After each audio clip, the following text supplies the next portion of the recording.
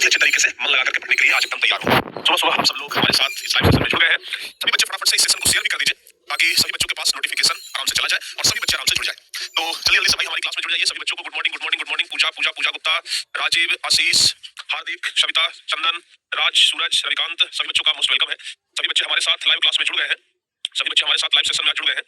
तो चलिए भाई जल्दी जल्दी से हम चाहेंगे कि आप लोग क्लास को एक बार शेयर कर दीजिए। सत्यम भाई आप भी जुड़ गए हैं, आप भी ठीक है ना। हाँ, विवेक, रोशनी, विजय, संतोष, रंजन, बहुत बढ़िया। सब लोगों का भाई बहुत बहुत स्वागत है।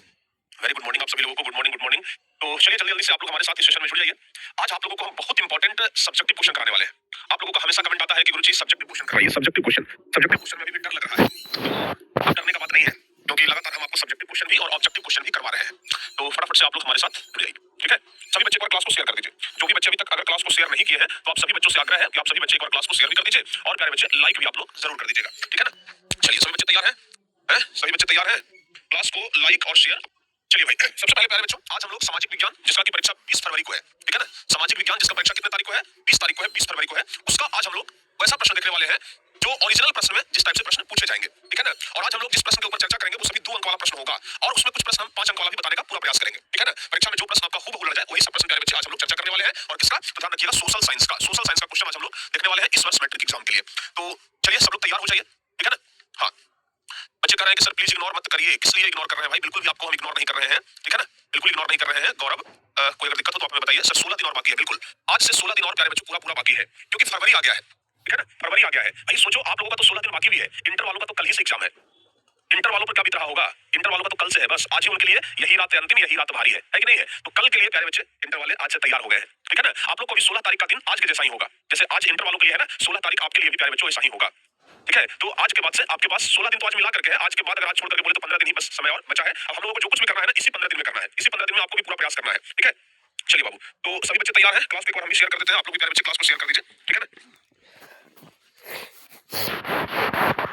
चलिए आप भी एक बार क्लास को जरूर शेयर कर दीजिए। हम भी क्लास को शेयर कर रहे हैं और आप भी एक बार जरूर क्लास को शेयर कर दीजिए, ठीक है। चलिए सभी बच्चों के पास नोटिफिकेशन जा चुका है। सर हमको बहुत डर लग रहा है। डरने की जरूरत ही नहीं है, डर के आगे जीत है, बिल्कुल मत डरिए। चलिए भाई सीधे क्वेश्चन पे आते हैं। आज हम लोग जो क्वेश्चन देखने वाले हैं वो सोशल साइंस में ज्यादातर क्वेश्चन जो होगा प्यारे बच्चे वो इकोनॉमिक्स का होगा, ठीक है ना। इकोनॉमिक्स का क्वेश्चन होगा, यानी कि बोले तो अर्थशास्त्र। इसका बाबू अर्थशास्त्र का क्वेश्चन होगा। अच्छा आप लोग हमें बताइए कि सोशल साइंस में जो 4 सब्जेक्ट होता है उसमें कौन सा ऐसा सब्जेक्ट है जिसमें आपको ज्यादा परेशानी है? बताओ एक बार जल्दी से कमेंट करके बताइए। तो सोशल साइंस में जो 4 सब्जेक्ट होता है उसमें कौन सा सब्जेक्ट ऐसा है जो आपको ज्यादा परेशान कर रहा है, ठीक है ना। क्योंकि जो सब्जेक्ट आपको ज्यादा परेशान कर रहा है हम सुबह सुबह उस सब्जेक्ट को रोज परेशान करेंगे, ठीक है ना। तो आप एक बार जरा हमें बता दीजिए कि कौन सा सब्जेक्ट है जो आपको परेशान कर रहा है, एक बार कमेंट करके जरूर बताइएगा। बाकी फिलहाल आइए प्यारे बच्चे बढ़ते हैं आगे और आज हम लोग सोशल साइंस का ही सब्जेक्टिव क्वेश्चन देखेंगे जो आपकी परीक्षा के लिए बहुत ही ज्यादा इंपॉर्टेंट है। चलिए आप लोगों का कमेंट आना शुरू हो गया है। हिस्ट्री का सर जी ज्योग्राफी ज्यादा आ रहा है, कोई बात नहीं। आज इकोनॉमिक्स देखते हैं, कल हम लोग ज्योग्राफी देख लेंगे, ठीक है ना। कल हम लोग ज्योग्राफी का पूरा क्वेश्चन देखेंगे जो एग्जाम में आपको परेशान कर सकता है, उसको हम अभी देख लेंगे अगली क्लास में। चलिए आइए पहला नंबर क्वेश्चन प्यारे बच्चे हम लोग देखते हैं। एक एक क्वेश्चन बहुत अच्छे तरीके से आपको समझाएंगे, आप लोग ध्यान से जरा समझिएगा। क्वेश्चन कह रहा है कि मिश्रित अर्थव्यवस्था क्या है? ध्यान से सुनो बाबू। पहला नंबर क्वेश्चन क्या कह रहा है? मिश्रित अर्थव्यवस्था क्या है? तो आप लोगों को पता है कि अर्थव्यवस्था के कितने प्रकार होते हैं? आप लोगों को हम बताए थे ना कि अगर प्यारे बच्चों अर्थव्यवस्था की बात की जाए तो अर्थव्यवस्था कितने प्रकार के होते हैं? अर्थव्यवस्था के बारे में अगर बात करें तो एक तो होता है पूंजीवादी। क्या होता है बाबू? एक होता है पूंजीवादी, ठीक है। दूसरा होता है समाजवादी। एक होता है पूंजीवादी और दूसरा होता है समाजवादी। और तीसरा अगर दोनों को मिला दिया जाए, पूंजीवादी जोड़ समाजवादी, पूंजीवादी में समाजवादी को अगर मिला दिया जाए तो जो नया अर्थव्यवस्था बनता है वही प्यारे बच्चों मिश्रित अर्थव्यवस्था कहलाता है, ठीक है ना। तो पूंजीवादी और समाजवादी, ठीक है ना, दोनों को मिलाने के बाद क्या बनता है? मिश्रित अर्थव्यवस्था बनता है। तो यहाँ पर है कि मिश्रित अर्थव्यवस्था क्या है, मिश्रित अर्थव्यवस्था किसे कहते हैं? तो लिखेंगे मिश्रित अर्थव्यवस्था पूंजीवादी तथा समाजवादी अर्थव्यवस्था का मिश्रण है। यानी पूंजीवादी और समाजवादी दोनों को अगर हम साथ में मिलाते हैं तो क्या बनेगा बाबू? मिश्रित अर्थव्यवस्था बनेगा, ठीक है ना। तो मिश्रित अर्थव्यवस्था क्या है? 2 नंबर में प्रश्न पूछेगा तो सीधे लिखिएगा पूंजीवादी तथा समाजवादी अर्थव्यवस्था का मिश्रण ही क्या कहलाता है? मिश्रित अर्थव्यवस्था कहलाता है। अच्छा इसमें उत्पादन के साधनों का स्वामित्व, देखो बाबू पूंजीवादी में उत्पादन के साधनों का स्वामित्व निजी व्यक्तियों के पास होता है। इसमें प्यारे बच्चों कोई भी उत्पादन के साधन है उसका स्वामित्व सरकार के पास होता है। और इसमें क्या है कि दोनों मिला जुला होता है। उत्पादन के साधनों पर कुछ अधिकार निजी व्यक्ति का भी होता है और कुछ अधिकार सरकार के पास भी होता है। तो लिखेंगे उत्पादन के साधनों का स्वामित्व सरकार के पास भी होता है और कोई निजी व्यक्तियों के पास भी होता है, ठीक है ना। और पूछेगा कि कौन सा देश में मिश्रित अर्थव्यवस्था है? तो एक लाइन में बताइएगा। क्या बताइएगा? कौन सा देश में मिश्रित अर्थव्यवस्था है? तो भारत में मिश्रित अर्थव्यवस्था है। अपना ही देश भारत में मिश्रित अर्थव्यवस्था है प्यारे बच्चों, याद रखिएगा, ठीक है ना। तो अगर आपसे ये सवाल पूछे कि मिश्रित अर्थव्यवस्था क्या है तो एक लाइन में एकदम सीधा सीधा जवाब आप लोग दे दीजिएगा कि मिश्रित अर्थव्यवस्था पूंजीवादी और समाजवादी अर्थव्यवस्था का क्या है? मिश्रण है। याद रहेगा बाबू? बताओ जल्दी से आप लोग। अब बताइए 7000 बच्चे लाइव में जुड़े हुए हैं और लाइक मात्र करने वाले बच्चे हैं 2600। ये गलत बात है कि नहीं है? बताओ तो जल्दी से भाई, गलत बात है कि नहीं है? तो एक बार जल्दी से सारे बच्चे मिल करके इस सेशन को एक बार लाइक कर दीजिए। क्लास को थोड़ा बाबू जल्दी से लाइक कर दीजिए, ठीक है ना। जल्दी से एक बार क्लास को आप सभी लोग लाइक करिए। 7000 से अधिक बच्चे जुड़े हुए हैं तो कम से कम 7000 लाइक तो होना चाहिए ना। चलो जल्दी जल्दी से देर मत करिए, ठीक है। तो मिश्रित अर्थव्यवस्था ये वाला अगर क्वेश्चन परीक्षा में आ जाए तो लिखा जाएगा आप लोगों से, एक बार जल्दी से बताइए। अगर लिखा जाएगा तो डबल सी आप लोग जल्दी से कमेंट कर दीजिए। डबल सी बोले तो कांसेप्ट क्लियर। तो प्यारे बच्चे अगर लिखा जाएगा तो एक बार जल्दी से आप लोग कमेंट कर दीजिए डबल सी, जल्दी से बाबू, क्योंकि डबल सी मतलब कांसेप्ट क्लियर, कुछ नहीं, बस एकदम याद रखिए मिश्रित अर्थव्यवस्था किसे कहते हैं? तो पूंजीवादी जोड़ समाजवादी, ठीक है ना। पूंजीवादी और समाजवादी का मिश्रण क्या कहलाता है? मिश्रित अर्थव्यवस्था कहलाता है। आराम से लोग लिख देंगे, कोनो दिक्कत नहीं होगा बाबू, ठीक है ना। सारे बच्चों से लिखा जाएगा, बहुत बढ़िया।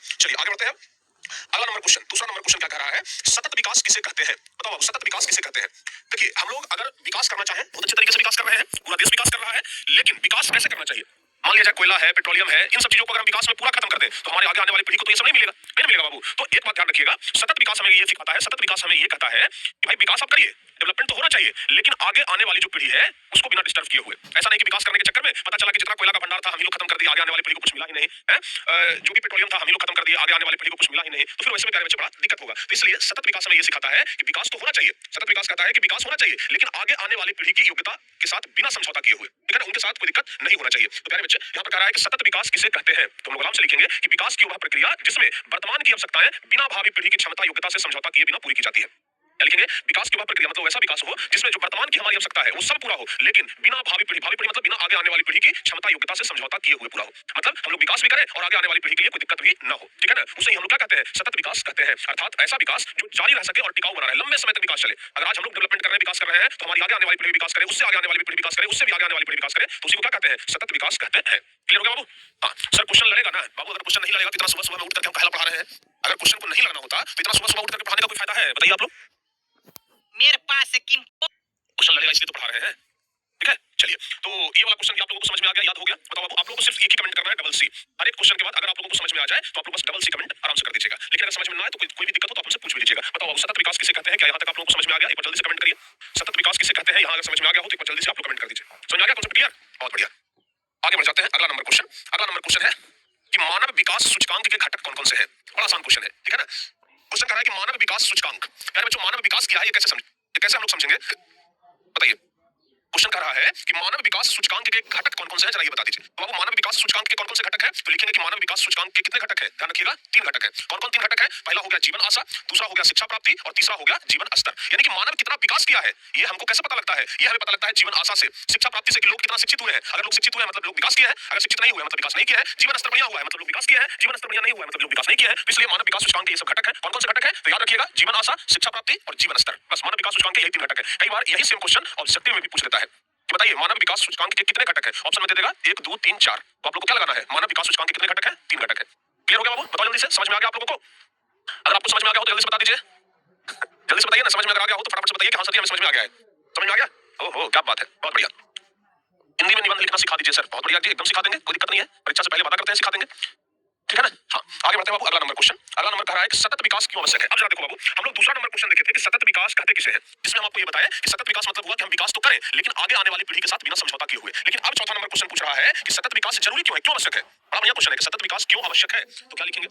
अगर पूछे कि सतत विकास क्यों जरूरी है, सतत विकास क्यों आवश्यक है, तो क्या लिखेंगे? लिखेंगे कि किसी भी देश के विकास में, चाहे कोई भी देश रहे, उसके विकास में जो प्राकृतिक संसाधन होते हैं जैसे जल हो गया, वायु हो गया, जंगल हो गया, पेट्रोल हो गया, कोयला हो गया, गैस हो गया, इन सब चीजों का उपयोग होता है। बिना इन सब चीजों का उपयोग किए हुए कोई देश तो विकास कर नहीं सकता है। बताओ बाबू, पानी का उपयोग किए बिना कोई देश विकास कर लेगा? वायु का उपयोग किए बिना कोई देश विकास कर लेगा? जंगल का उपयोग किए बिना कोई देश विकास कर लेगा? पेट्रोलियम का उपयोग किए बिना कोई देश विकास कर लेगा? नहीं करेगा। तो कोई भी देश को अगर विकास करना है तो इन सब चीजों का उपयोग तो वो बहुत करेगा, लेकिन अत्यधिक अगर बहुत ज्यादा उपयोग कर ले, इतना ज्यादा उपयोग कर ले, इतना ज्यादा उपयोग कर ले कि जो आगे आने वाली पीढ़ी है उसको प्राकृतिक संसाधन का उपलब्धता ही घट जाए, उनको प्राकृतिक संसाधन मिले ही ना। हम लोग पूरा पानी खत्म कर देंगे, आगे आने वाले लोगों को पानी मिलेगा ही नहीं, ठीक है ना। पहले के लोग पानी बचा करके रखे तो हमको मिल रहा है, हम लोग बचा करके रखेंगे तो आगे आने वाले लोगों को मिलेगा, ठीक है ना। तो इसलिए प्राकृतिक संसाधन को बचाना चाहिए, प्राकृतिक संसाधन को बचाएं ताकि आगे आने वाली पीढ़ी को उपलब्धता आराम से हो सके। तो यही कह रहा है कि जिसके अत्यधिक उपयोग से आगे आने वाली पीढ़ी को प्राकृतिक संसाधनों की उपलब्धता घट जाएगी, इसके कारण आने वाली जो पीढ़ी है वो इससे वंचित रह सकती है। यानी कि अगर उपलब्धता घट जाएगी, बहुत ज्यादा हम उपयोग कर लेंगे तो उपलब्धता घट जाएगी, तो आगे आने वाली पीढ़ी को इससे वंचित होना पड़ेगा। इसका अत्यधिक उपयोग पर्यावरण को भी दूषित करेगा, पर्यावरण की समस्या को बढ़ा देगा, पर्यावरण की प्रदूषण की समस्या को बढ़ा देगा। इससे जीवन और भविष्य का विकास प्रभावित होता है, यानी जीवन का भी विकास प्रभावित होता है और भविष्य का भी विकास प्रभावित होता है। अतः सतत विकास जो है वो बहुत ज्यादा जरूरी है।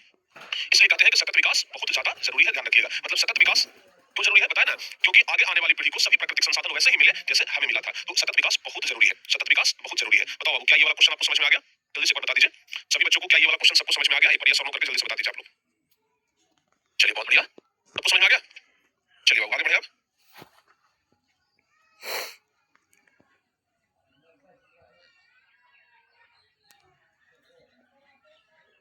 चलिए अगला नंबर क्वेश्चन देख लेते हैं हम लोग। अगला नंबर क्वेश्चन क्या कह रहा है? अगला नंबर क्वेश्चन क्या है बाबू? ये वाला क्वेश्चन है कि प्रति व्यक्ति आय और राष्ट्रीय आय में अंतर स्पष्ट करें। प्रति व्यक्ति आय किसे कहते हैं और राष्ट्रीय आय किसे कहते हैं? तो प्रति व्यक्ति आय और राष्ट्रीय आय में अंतर पूछ रहा है। बताओ भाई, कितना बढ़िया से हम लोग लिख लेंगे। प्रति व्यक्ति आय और राष्ट्रीय आय में अंतर पूछ रहा है तो हम लोग लिखेंगे प्रति व्यक्ति आय और राष्ट्रीय आय में अंतर।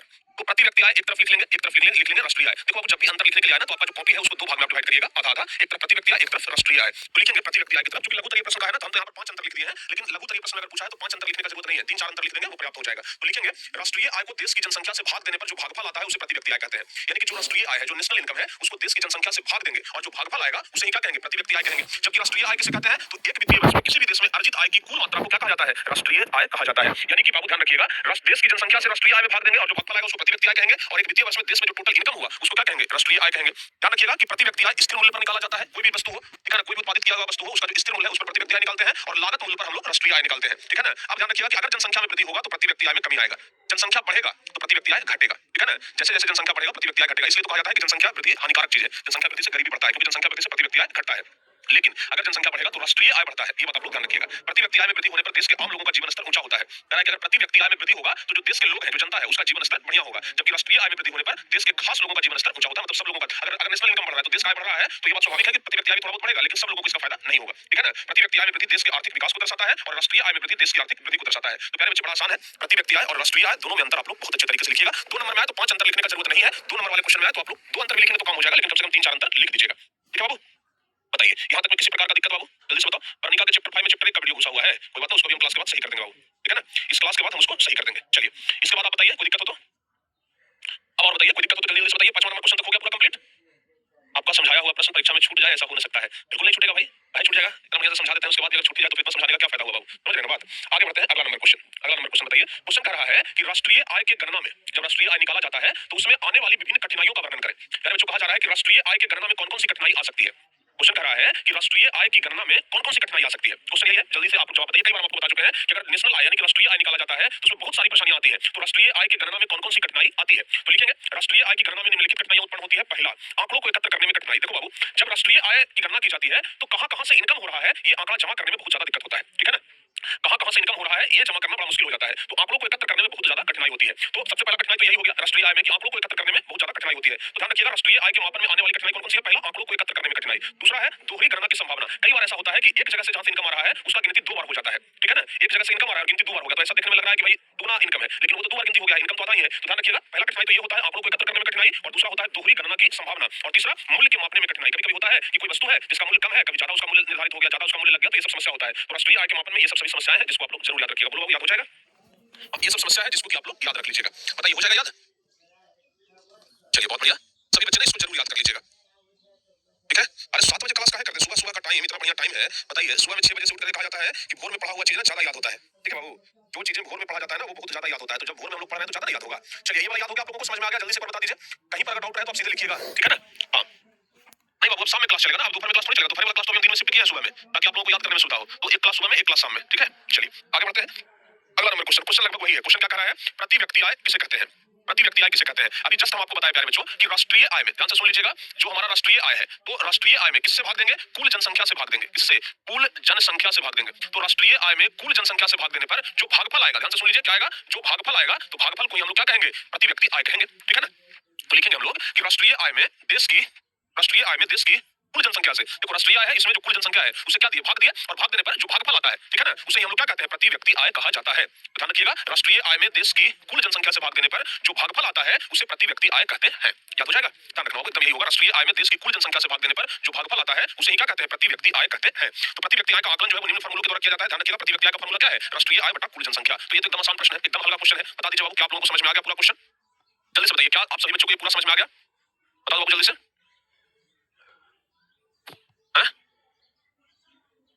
जल्दी से बताइए, समझ में आ गया। अगर समझ में आ गया हो तो सभी बच्चे ना सिर्फ डबल सी लिखते जाइएगा, हमें लग जाता है आप लोगों का कमेंट पढ़ करके कि नहीं भाई समझ में आ गया, ठीक है ना। हाँ, चलिए आगे बढ़ते हैं। अगला नंबर क्वेश्चन कह रहा है, क्वेश्चन 8वां नंबर है कि आय का गरीबी के साथ संबंध स्थापित करें। आय का गरीबी के साथ क्या संबंध है। क्वेश्चन कह रहा है कि आय का गरीबी के साथ क्या संबंध है। देखो बाबू, अच्छा ये बताइए, अगर इनकम ज्यादा होगा, इनकम अगर ज्यादा होगा तो गरीबी नहीं रहेगा। अगर आमदनी ज्यादा है तो गरीबी नहीं रहेगा, लेकिन आमदनी ही अगर कम है तो गरीबी तो स्वाभाविक है। तो आय का गरीबी के साथ सीधा संबंध है। अगर हम एक तरफ लिखे प्यारे बच्चों आय और दूसरी तरफ हम लोग लिखते हैं गरीबी, ठीक है ना, एक तरफ लिख दी आय और दूसरी तरफ क्या लिखेंगे, गरीबी। देखिए, अगर आय बढ़ेगा तो गरीबी घटेगा प्यारे बच्चों, ठीक है ना। आय अगर बढ़ेगा तो गरीबी घटेगा। अगर मान लिया जाए कि हमारे घर में 10,000 रुपया आमदनी है, ठीक है ना, तो हमारे घर में गरीबी होगा, लेकिन ये 10,000 रुपया अगर प्यारे बच्चों 1 लाख में बदल जाए कि अब हमारे घर का आमदनी 1 लाख रुपया है, तो फिर गरीबी तो घटेगा ना। तो आय बढ़ता है तो गरीबी घटता है, और अगर आय घटेगा तो गरीबी बढ़ेगा। ये बात आप लोग ध्यान रखिएगा। तो आय का गरीबी के साथ काफी गहरा संबंध है, एकदम सीधा सीधा संबंध है, ठीक है ना। याद रखिएगा क्वेश्चन क्या लिखेंगे हम लोग कि आय का गरीबी के साथ काफी गहरा संबंध है। लिखेंगे कि आय का यानी आमदनी का गरीबी के साथ काफी गहरा संबंध है। कह रहा है कि आय अगर कम होगा, आमदनी अगर कम होगा तो बचत कम होगा, बचत कम होगा तो पूंजी कम हो जाएगा, ठीक है ना। तो याद रखिएगा आय का गरीबी के साथ काफी गहरा संबंध है। आय अगर कम होगा तो बचत कम होगा, बचत कम होगा तो पूंजी कम होगा, और अगर कम पूंजी होगा तो आप कहीं पर निवेश कम कर पाएंगे, इन्वेस्ट कम कर मतलब इन्वेस्ट आपका बहुत कम होगा, जिससे कि उत्पादन में कमी आएगी, और उत्पादन में अगर कमी आएगा तो रोजगार कम होगा, और रोजगार में कमी होगा तो आमदनी घटेगा, और आमदनी घटेगा तो गरीबी एकदम बढ़ जाएगा। यानी कि ओवरऑल आप यहाँ देखिए आय का गरीबी के साथ काफी गहरा संबंध है। लास्ट ओवरऑल रिजल्ट क्या है कि आय अगर कम होगा तो गरीबी बढ़ जाएगा, बस सीधा यहाँ पर पढ़िए, आय अगर कम होगा तो गरीबी बढ़ जाएगा। क्यों बढ़ेगा भाई? तो आमदनी कम होगा तो पूंजी कम हो, मतलब जब आमदनी कम होगा तो हमारे पास पूंजी कम होगा, पूंजी कम होगा तो उस पूंजी को कहीं पर निवेश नहीं कर पाएंगे, इन्वेस्ट नहीं कर पाएंगे, इन्वेस्ट नहीं कर पाएंगे तो उत्पादन नहीं हो पाएगा कोई भी नया वस्तु का, उत्पादन नहीं होगा तो रोजगार भी कम मतलब लोगों को मिलेगा, आमदनी भी कम होगा और गरीबी बढ़ते चला जाएगा। तो आय का गरीबी के साथ बड़ा सीधा संबंध है। आय कम होगा तो गरीबी ज्यादा होगा, ध्यान रखिएगा, ठीक है ना।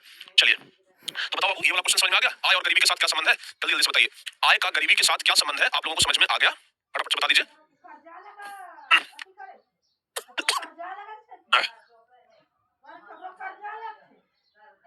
बताओ, यहाँ तक क्लियर है? समझ में आ गया सब लोगों को? सर हिस्ट्री बहुत परेशान करता है। अच्छा, हिस्ट्री को इतना हिम्मत क्यों आपको परेशान कर दे? हिस्ट्री सब्जेक्ट हमसे बड़ा करता है, ठीक है ना, क्योंकि हम हिस्ट्री को बहुत परेशान करते हैं। तो देखते हैं बहुत जल्द संस्कृत में पत्र लेखन, बाबू बहुत जल्दी बता देंगे, आलोक पटेल संस्कृत में पत्र लेखन आपको बहुत जल्दी बता देंगे, चिंता न करिए। चलिए आगे बढ़ते हैं। अगला नंबर क्वेश्चन कह रहा है कि मुद्रा क्या है और मुद्रा का आर्थिक महत्व बताइए। आपके जेब में जो नोट होता है ना प्यारे बच्चों, वही मुद्रा कहलाता है, ठीक है। आपके जेब में जो नोट होता है वही मुद्रा होता है, जिससे हम लोग किसी वस्तु का खरीद बिक्री करते हैं। खरीद बिक्री बोले तो विनिमय का कार्य करते हैं, ठीक है ना। तो जिससे हम लोग विनिमय का कार्य करते हैं वही मुद्रा होता है। तो क्वेश्चन कह रहा है कि मुद्रा क्या है और इसका आर्थिक महत्व बताइए। तो मुद्रा का परिभाषा क्या लिखेंगे? मुद्रा क्या है तो लिखेंगे कि मुद्रा पैसे या धन के उस रूप को कहते हैं जिससे दैनिक जीवन में क्या होता है, किसी भी वस्तु का खरीद या बिक्री होता है। मुद्रा से क्या होता है, पैसा से क्या होता है, या तो हम किसी वस्तु को खरीदते हैं या तो हम किसी वस्तु को बेचते हैं। याद रखिएगा मुद्रा जो है वो पैसे या धन के उस रूप को ही कहते हैं जिससे दैनिक जीवन में किसी भी वस्तु का खरीद बिक्री होता है, किसी वस्तु को खरीद ले या किसी वस्तु को बेच ले। इससे सिक्के और कागज के नोट दोनों आते हैं। मुद्रा में सिक्का भी चलता है, कागज का नोट भी चलता है। और मुद्रा जो है वह देश की सरकारी व्यवस्था के द्वारा बनाई जाती है। मुद्रा को आर्थिक अर्थव्यवस्था की रीढ़ भी मानी जाती है। तो प्यारे बच्चे एक बात ध्यान रखिएगा, मुद्रा क्या है, इसके आर्थिक महत्व तो आप लोग याद रखिएगा कि मुद्रा जो है वो पैसे या धन के उस रूप को कहते हैं जिससे दैनिक जीवन में क्या होता है, खरीद बिक्री होता है, दैनिक जीवन में क्रय विक्रय होता है। इसमें सिक्का भी आता है और कागज का नोट भी आता है। मुद्रा कौन बनाता है, पैसा कौन बनाता है, कोई आदमी तो नहीं बनाता है, ये सरकारी व्यवस्था के द्वारा बनाया जाता है, ध्यान रखिएगा। मुद्रा को ही प्यारे बच्चों किसी भी देश का रीढ़ का हड्डी, जैसे आज हम अगर खड़ा है तो इसमें सपोर्ट कर रहा है रीढ़ का हड्डी, तो कोई भी देश अगर मजबूत बन रहा है तो उसमें मुद्रा बहुत ज्यादा सपोर्ट करती है। अब आगे क्वेश्चन कर रहा है कि मुद्रा का आर्थिक महत्व क्या है, मुद्रा का आर्थिक महत्व बताइए। तो लिखेंगे कि मुद्रा का आर्थिक महत्व क्या है। पहला आर्थिक महत्व है कि सभी अर्थव्यवस्थाओं में आर्थिक गतिविधियां मुद्रा के माध्यम से ही संचालित होती है। चाहे कोई भी अर्थव्यवस्था रहे, चाहे पूंजीवादी अर्थव्यवस्था रहे, चाहे समाजवादी अर्थव्यवस्था रहे, चाहे मिश्रित अर्थव्यवस्था रहे, मुद्रा के कारण ही कोई भी चीज संचालित हो पाता है। पहला विशेषता तो यही है। दूसरा, अर्थव्यवस्था की चाहे कोई भी शाखा हो, जैसे उत्पादन हो, उपभोग हो, विनिमय हो, वितरण हो, राजस्व हो, ये सब मुद्रा पर ही आधारित होते हैं, ये सब मुद्रा पर ही आधारित होते हैं। तीसरा, मुद्रा से उत्पादक और उपभोक्ता दोनों को लाभ है। मुद्रा से उत्पादक को भी लाभ होता है और उपभोक्ता को भी लाभ होता है, ठीक है ना। यानी कि सबको मुद्रा से लाभ होता है और मुद्रा के कारण वस्तु विनिमय प्रणाली की सारी कठिनाइयां स्वतः दूर हो जाती है। मुद्रा के कारण ही वस्तु विनिमय प्रणाली की सारी कठिनाइयां दूर हो जाती है। तो मुद्रा का ये सब महत्व है और मुद्रा का ये परिभाषा है। दो क्वेश्चन मिलाकर के क्वेश्चन में पूछा है कि मुद्रा क्या है और इसका आर्थिक महत्व। परीक्षा में हो सकता है कि ये दोनों क्वेश्चन को अलग अलग करके पूछे, हो सकता है कि सिर्फ इतना ही पूछे कि मुद्रा क्या है, तो सिर्फ इतना ही पूछेगा कि मुद्रा क्या है, तो आपको बस यही तक लिखना है, ठीक है ना। लेकिन अगर सिर्फ अलग से ये पूछे कि मुद्रा का आर्थिक महत्व क्या है, तो फिर ऊपर वाला नहीं लिखना है, फिर आपको नीचे वाला लिखना है। ये दोनों क्वेश्चन अलग अलग है, अलग अलग तरीके से परीक्षा में पूछता भी है। तो प्यारे बच्चों समझिए कि एक क्वेश्चन में दो क्वेश्चन छुपा हुआ है, तो इसको आप लोग बहुत अच्छे तरीके से देख लीजिएगा। मुद्रा क्या है और मुद्रा का महत्व क्या है ये हम आपको बता दिए। बताओ यहाँ तक सारे बच्चों को याद हो गया, क्लियर हो गया? बताइए जल्दी से। हाँ ठीक है बाबू, यहाँ तक सारे बच्चों का क्लियर है?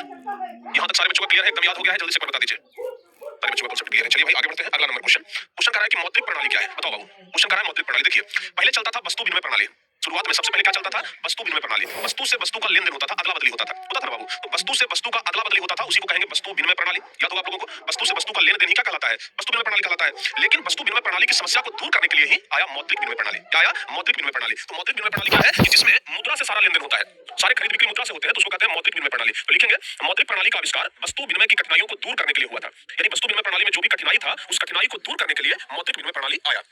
मौद्रिक प्रणाली में विनिमय का सारा कार्य मुद्रा की सहायता से होता है। यानी कि जो मौद्रिक विनिमय प्रणाली है इसमें सारा कार्य किससे होता है, मुद्रा से होता है। मुद्रा से किसी वस्तु को बेचते हैं, मुद्रा से किसी वस्तु को खरीदते हैं, ठीक है ना, ध्यान रखिएगा। इस प्रणाली में पहले कोई व्यक्ति अपनी वस्तु या सेवा को बेच करके मुद्रा प्राप्त करता है। यानी कि कोई भी वस्तु किसी भी सामान को बेचना चाहे तो बेच करके मुद्रा प्राप्त करता है और फिर उस मुद्रा से अपनी जरूरत की अन्य वस्तुएं प्राप्त करते हैं। क्योंकि इस प्रणाली में मुद्रा जो है विनिमय के माध्यम का कार्य करती है, इसलिए इसे मौद्रिक विनिमय प्रणाली कहा जाता है, ठीक है ना। तो प्यारे बच्चे क्वेश्चन कर रहा है कि मौद्रिक प्रणाली क्या है, तो याद रखिएगा कि मौद्रिक प्रणाली का आविष्कार वस्तु विनिमय प्रणाली की कठिनाइयों को दूर करने के लिए हुआ था। विनिमय का सारा कार्य मुद्रा से ही होता है। व्यक्ति कोई भी सामान बेचना चाहे तो मुद्रा से बेचता है और फिर कोई भी सामान खरीदना चाहे तो मुद्रा से खरीद लेता है। क्योंकि वस्तु विनिमय प्रणाली में बहुत ज्यादा दिक्कत होता था, तो उस प्रणाली को दूर करने के लिए ही मौद्रिक प्रणाली आया और यह मौद्रिक प्रणाली बहुत अच्छे तरीके से कार्य करता है। तो बताओ आपको मौद्रिक प्रणाली क्या है, ये आपको कांसेप्ट क्लियर हो गया, समझ में आ गया?